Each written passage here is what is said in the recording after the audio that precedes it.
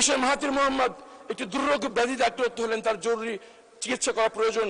Malaysian ডাক্তাররা বলল আপনাকে দেশের বাইরে যেতে হবে। উনি বললেন আমার এই চিকিৎসা দেশে করতে হলে কয়দিন সময় লাগবে? তারা বলল মিনিমাম 2 থেকে 3 বছর চলে যেতে পারে, এর মধ্যে আপনার স্বাস্থ্যের যে কোনো ক্ষতি হয়ে যেতে পারে। উনি বলেছেন আমি 3 বছর অপেক্ষা করব, তারপরে দেশের বাইরে চিকিৎসা করব না। উনি দেশে 3 বছর অপেক্ষা করেছেন, সেই প্রযুক্তি দেশে নিয়ে এসছেন, সেই চিকিৎসার ব্যবস্থা করেছেন, তারপর তার অপারেশন দেশের মাটিতে হয়েছে। সিঙ্গাপুরের স্বপ্নবাজ নেতার নাম ছিল লি ইউকুয়ান ইউ। মালয়েশিয়ার স্বপ্নবাজ নেতার নাম ছিল মাহাথির মোহাম্মদ। সাউথ কোরিয়ার স্বপ্নবাজ নেতারা দেখিয়েছেন যে আমাদেরকে দাতা নয়, দান গ্রহীতা নয়, দাতা হতে হবে। আমাদের স্বপ্ন দেখানোর কেউ নেই। মানে স্পিকার, খুব অল্প সময়ের জন্য যে স্বপ্নবাজ নেতা আমরা পেয়েছিলাম, তার নাম শহীদ প্রেসিডেন্ট জিয়াউর রহমান। তিনি সারা বাংলাদেশের জাতিকে স্বপ্ন দেখিয়েছিলেন যে আমরা আয়তনে ছোট হতে পারি, অর্থনৈতিকভাবে দুর্বল হতে পারি, কিন্তু আমাদের স্বপ্ন একদিন বিশ্ব ব্রহ্মাণ্ডে আমাদেরকে মাথা উঁচু করে দাঁড়াবে। কিন্তু তাকে আল্লাহ বেশি দিন সময় দেয়নি। আজকে আমাদের আবার দরকার স্বপ্নবাজ নেতৃত্ব, যারা আমাদের এই তরুণদেরকে আবার স্বপ্ন দেখাবে। তাদের স্বপ্ন দেখাবে 50 বছর পর আমাদের শিক্ষা ব্যবস্থা এমন জায়গায় আমরা নিয়ে যাব যে শুধু আমাদের দেশের তরুণদেরকে শিক্ষিত করা নয়, সারা বিশ্বের তরুণদের শিক্ষা করার জন্য তারা বাংলাদেশকে বেছে নেবে। আমাদের স্বাস্থ্য ব্যবস্থাকে এই স্বপ্ন দেখাতে হবে যে 50 বছর পর আমাদের শুধু দেশের মানুষকে আন্তর্জাতিক মানের চিকিৎসা নয়, সারা আঞ্চলিক লোকদের মেডিকেল ট্যুরিজমের প্রাইম ডেস্টিনেশন হবে বাংলাদেশ।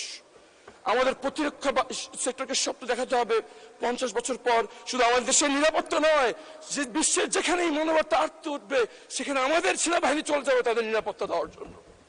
এই স্বপ্নের অভাবে বাজেট। যদি আমরা স্বপ্ন দেখাতে চাই তাহলে আমাদের নেতৃবৃন্দকে শুধু কথার ফুল জুড়ে নয়, কাজে প্রমাণ করতে হবে তারা সবার আগে দেশকে প্রায়োরিটি দিচ্ছেন। এই স্বপ্ন দেখানোর জন্য, এই স্বপ্নবাদ নেতৃত্বের জন্য আমাদের সবার প্রয়োজন সকল কিছুর উপরে দেশকে বেছে নেওয়া। যেখানে আমার বিদেশের চিকিৎসা না করে আমি দেশের চিকিৎসা করাবো, যাই হোক সেই পরিণতি। আমার দেশের বাইরে অর্থ সম্পদ করার সুযোগ থাকলেও আমি দেশকে বেছে নেব আমার বিনিয়োগের জন্য। আমাদের দরকার এমন একটি নেতা যিনি কবি নজরুলের মতো বলবেন, কি আছো জওয়ান, হও ভগবান, হাঁকেছে ভবিষ্যৎ, এ তুফান ভারী, দিতে হবে পারি, নিতে হবে তরি পার, দুর্গম গিরিকান্তর গুরু, দুস্তর পারা বার হে, লঙ্ঘিত হবে রাত্রি নিশীতে যাত্রীরা হুঁশিয়ার। আমাদের তরুণদের হুঁশিয়ার করে স্বপ্ন দেখার নেতৃত্বের অপেক্ষা আমাদের তরুণরা আছে।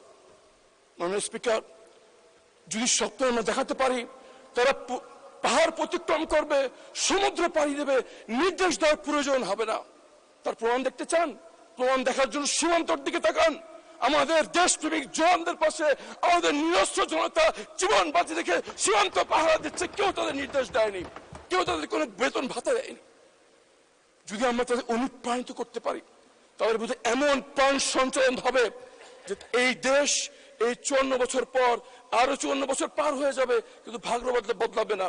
তার জন্য আমাদের জাতীয় স্বপ্ন দেখাতে হবে। মাননীয় স্পিকার, আমি আহ্বান জানাচ্ছি এই 55 আমাদের এই বাজেট আগামী 1 অর্থ বছর চিন্তা করে আমরা করেছি, হয়তো 5 বছর, কিন্তু আমাদের দরকার 50 বছরের একটি মহাপরিকল্পনা এবং সবকিছু ব্যাপারে সেই স্বপ্নের প্রতিফলন আমাদের আনতে হবে। মাননীয় স্পিকার, আমি দায় স্বীকার করে নিচ্ছি আমরা নেতৃত্ব, আমরা যে রাজনৈতিক নেতা আছি, আমরা আমাদের জীবনে তার প্রতিফলন হয়তো দেখাতে পারিনি। এর জন্য 82% তরুণ দেশের বাইরে জীবন করার স্বপ্ন দেখছে। আসুন সবার আগে আমরা নিজেরা পরিবর্তন হই। লি কুয়ান তার সিঙ্গাপুরে ক্লিন গভর্নমেন্ট নামে একটি আইডিয়া লঞ্চ করেছিলেন। উনি সরকারি দুর্নীতির বিরুদ্ধে শক্ত অবস্থান গ্রহণ করেছিলেন। জ্ঞাত আয় বহির্ভূত সম্পত্তি দুর্নীতির প্রমাণ হিসেবে আইন পাশ করেছিলেন এবং নিজের মন্ত্রী পরিষদের বহু মন্ত্রীকে তিনি দুর্নীতির দ্বারা শাস্তি দেওয়ার ব্যবস্থা করেছিলেন। আমাদের দুর্নীতি দমন কমিশন কি কাজ করতে পারবে? মালয়েশিয়ার মাহাথির মোহাম্মদ একটি দুর্রোগ ব্যাধিতে আক্রান্ত হলেন, তার জরুরি চিকিৎসা করা প্রয়োজন। মালয়েশিয়ান ডাক্তাররা বলল আপনাকে দেশের বাইরে যেতে হবে।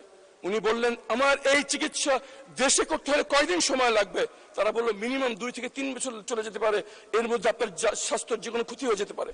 উনি বলেছেন আমি 3 বছর অপেক্ষা করব, তারপরে দেশের বাইরে চিকিৎসা করব না।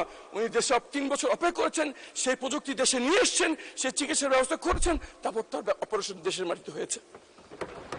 স্পিকার, এইসব কাজ কখনো অর্জন করা সম্ভব নয় যদি আমরা সেই স্বপ্ন না দেখাতে পারি। আমাদের আহ্বান করছে, আসুন আমরা স্বপ্ন দেখি শুধু এই দক্ষিণ এশিয়া নয়, সারা বিশ্বের বুকে আমাদের মানুষ, আমাদের ছাত্র, আমাদের গ্র্যাজুয়েটদেরকে হায়ার করার জন্য ইন্টারন্যাশনাল জব মার্কেট লাইন ধরবে আমাদের দেশের দরজায়। আমাদের দেশে ব্যবসা করার জন্য এবং smooth and streamlined investment way আমরা তৈরি করবো। সিঙ্গাপুরে কেউ যদি ব্যবসা শুরু করতে চায়, মাত্র 3 কার্যদিবসে তিনি ব্যবসা শুরু করতে পারেন। আমাদের দেশে ব্যবসা শুরু করতে কয়দিন সময় লাগে মাননীয় স্পিকার? সর্বশেষ আমি বলতে চাই, আমাদের এই দেশ মাটির নিচে যে সম্পদ আল্লাহ দিয়ে রেখেছেন, ভৌগোলিক ভাবে যে কৌশলগত অবস্থান আল্লাহ আমাদের দিয়ে রেখেছেন, আমাদের তরুণদের মধ্যে যে প্রতিভা আল্লাহ দিয়ে রেখেছেন, তার হক আমরা তখনই আদায় করব যখন সবকিছুর উপরে আমাদের দেশ এবং দেশের মাটি এবং মৃত্যুর পর যে কঠিন জবাবদি আছে তার চিন্তা মাথায় নিয়ে আমাদের দেশের নায়করা দেশ পরিচালনা করতে শিখবেন। তখনই আমাদের এই দেশের মানুষের ভাগ্য পরিবর্তন হয়। মাননীয় স্পিকার, আসুন 50 বছরের স্বপ্ন দেখি, আমরা নিজেরা দেখি, আমাদের দলীয় কর্মীদের দেখাই, আমাদের জনগণকে দেখাই, সবাই মিলে করি নতুন বাংলাদেশ। মাননীয় স্পিকার, আপনাকে ধন্যবাদ।